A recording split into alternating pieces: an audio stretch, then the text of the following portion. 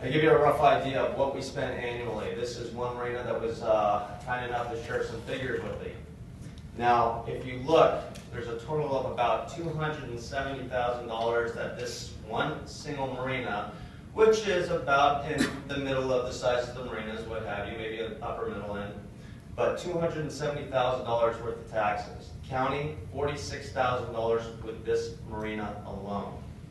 The products and service purchased locally, whether it be maintenance of the houseboat fleet, contract services for engine repairs, so on and so forth, $240,000 once again from this company alone. That's local money. This is not their entire expense account, but this is their estimation of what they spend locally here. Here's another one, a guide service. This is actually Lake Shasta Caverns. Last year we spent $113,000 in taxes. Because our tax base was a little bit lower, just the way they figure it out with the federal government, we're actually able to spend a little bit more money locally. So as you can see, $271,000 that we've spent locally. Two businesses, $500,000 spent locally. This is threatened. These are our concerns. As Supervisor Chappelle said earlier, there is a track history that is with the Forest Service, previous management. Now there is new management, but we're going on a premise where basically they designed what this raising of the dam would look like. There's ambiguity within the report, within the feasibility report. Anything from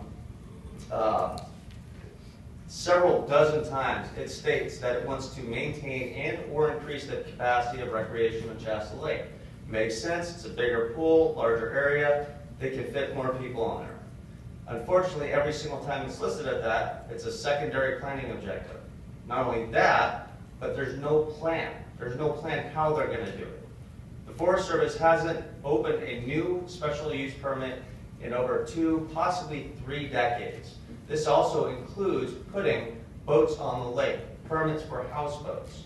We are the houseboating capital of the world, and we're slowly dwindling away, just business as is.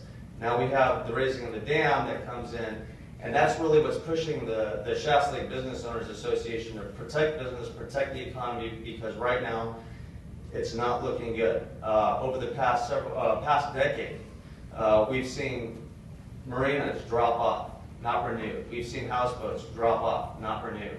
And we need to stop this, because this is a huge industry in this area, if not the main industry in this area is recreation. There's no more manufacturing right now, very little manufacturing right now, and everybody knows it's the last thing that comes back in a recession. People are tired of this recession, of the economy being poor. They want to get out and have a vacation.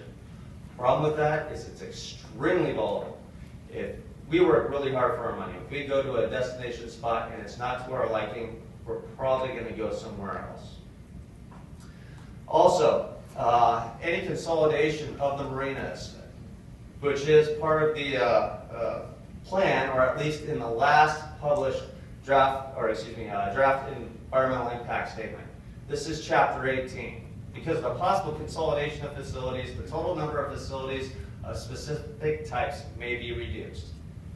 Well, it's like going to a convenience store. Are you going to go to a convenience store where it has 4 types of soda, or are you going to go where it has 12? It's basically what they're doing to Shasta Lake.